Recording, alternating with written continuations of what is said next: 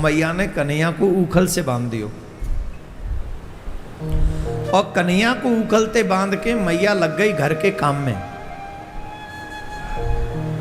मैया के आंगन में दो वृक्ष ठाड़े हैं यमला अर्जुन के, बहुत पुराने हैं, बहुत पुराने।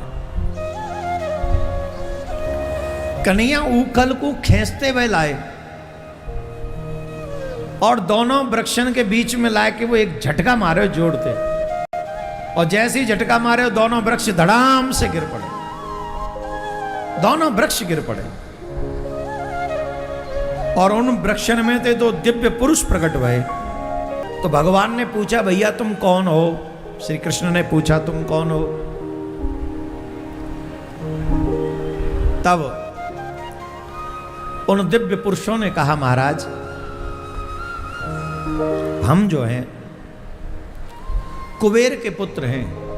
ये कथा थोड़ा सुनिए प्लीज, सावधानी से सुनिए। ऐसे भगवान श्री कृष्ण से कह रहे हो महाराज हम कुबेर के पुत्र हैं। किसके? कुबेर का नाम सुना है? कौन है कुबेर बताओ?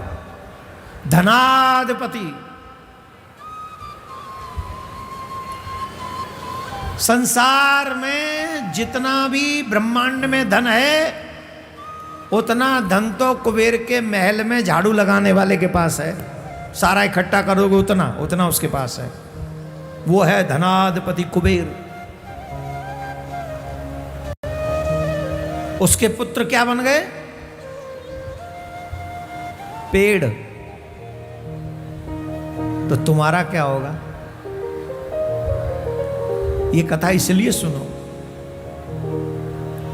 हम मन के मुताबिक जो धर्म करते हैं उनकी ये दुर्दशा होती है।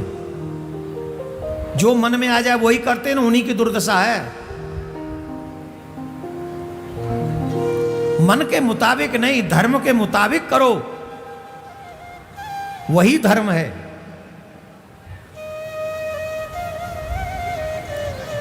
भगवान श्री कृष्ण ने कहा तुम कुबेर के पुत्र हो? बोले जी हम कुबेर के पुत्र हैं। तो भगवान ने पूछा तुम कुबेर के पुत्र हो, जड़ कैसे बने? बोले महाराज एक बार हम सब अपनी अपनी पत्नियों के साथ में सरोवर में स्नान कर रहे थे। हम थे, हमारी पत्नियां थी, तो सरोवर में स्नान कर रहे थे, जल विहार कर रहे थे। तो जिस सरोवर में हम जल विहार कर रहे थे उसी सरोवर के पास से देवर्षि नारद निकले। और जब वहां के नारद जी निकले तो हमने नारद जी को देखा, हमारे मित्रों ने भी देखा। तो हमारे जो मित्र थे वो सरोवर छोड़कर बाहर आए और उन्होंने नारद जी को प्रणाम किया। पर हमने वहीं रहकर जल विहार जारी रखा, जल में ही खड़े रहे हम। तो नारद जी ने देखा कि ये जल में ही खड़े हैं, तो नारद जी ने साप दे दिया, रे दुष्टो, संत को देखकर, साधु को देखकर भी तुम उनका सम्मान नहीं करते। तुम्हें धनाधिपति होने का बड़ा अभिमान है ना, हम तुम्हें साप देते हैं, जाओ तुम जड़ हो जाओ, तुम जड़ हो जाओ। आजकल के बच्चे इस बात को नहीं समझेंगे।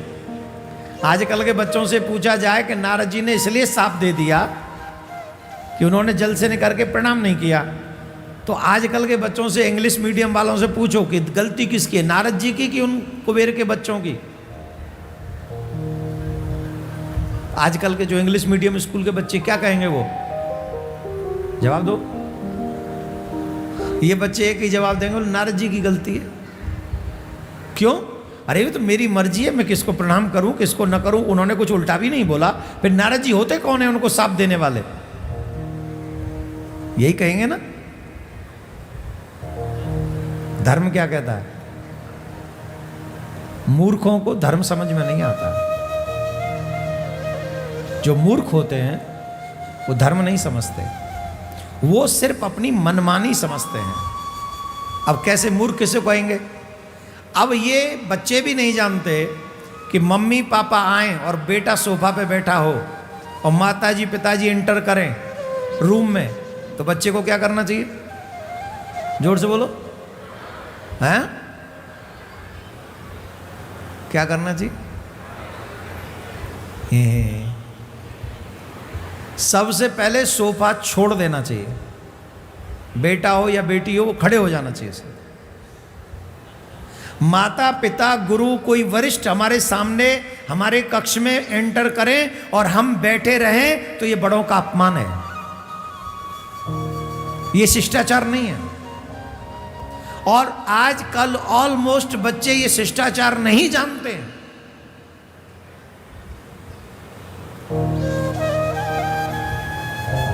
कितने बच्चे तो आपको ऐसे मिल जाएंगे जो माँ बाप के सिराने बैठे हुए मिलेंगे आपको।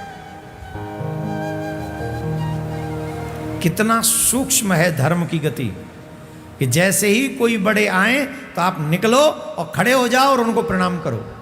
कोई संत महात्मा गुरुजन कोई आदरणीय व्यक्ति आपके सामने से निकले और आप उसे प्रणाम नहीं कर रहे हैं, ये भी अधर्म है। आप धर्म नहीं जानते, आप उनका अपमान कर रहे हैं। सम्मानीय व्यक्ति का सम्मान न हो ये भी अधर्म है। और आज हमारे समाज में सम्मानीय व्यक्ति का सम्मान नहीं करते। सम्मान पाने के लिए दो चीजें होना जरूरी है आजकल, एक तो पैसा और एक पद। तीसरी कोई चीज की जरूरत नहीं। अब दो ही चीज होनी चाहिए सम्मान पाने के लिए, या तो पद हो या फिर पैसा हो। पर ये गलत है। सबसे ज्यादा सम्मानीय वो है जो गुणवान है, और हमारे माता पिता चाहे जैसे भी हों वो हमारे लिए सम्माननीय ही है।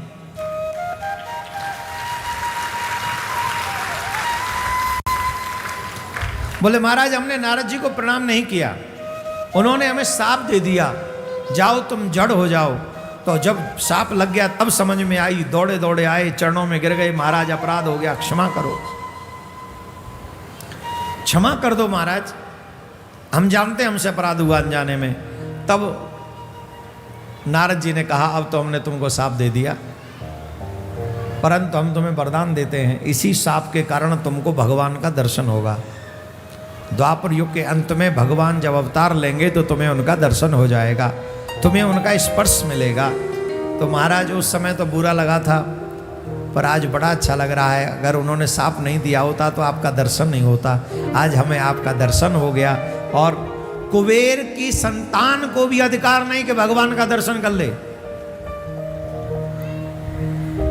कुबेर की संतान को भी अधिकार नहीं।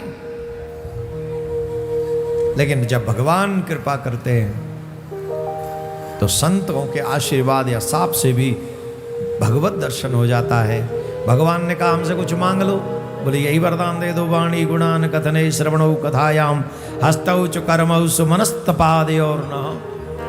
हे महाराज आप अगर हमें आशीर्वाद देना चाहते हैं, वरदान देना चाहते हैं तो एक ही वरदान दे दो, आप हमारी वाणी से हम आपके गीत गाएं, श्रवणों से हम आपका कथा सुने, जिब्या से आपका नाम गाएं, हाथों से आपकी और आपके संतों की सेवा करें, पैरों से तीर्थ यात्रा करें और हृदय में नित्य आपको बसा के रखें। बस यही वरदान हमको दे दो और कुछ नहीं चाहिए।